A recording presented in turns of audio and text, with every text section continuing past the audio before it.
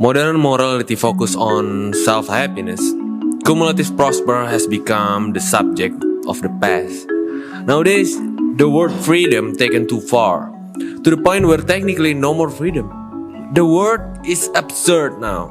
Why? Because I personally somehow believe there is no freedom without boundaries. There is no freedom without limit. Because freedom without limit only leads to the anarchy. And anarchy is one of the easiest thing to restructure and rebuild. I guess so many youth all around the world don't understand this. They've been reprogrammed to be more sensitive and insensitive at the same time. So weird. People believe this was a progress. Progress of what? Youth all around the world don't even know their own people history. They don't even know the heroes that built their own country. They respect nothing but themselves. I really don't know what this world will be in the hand of this youth.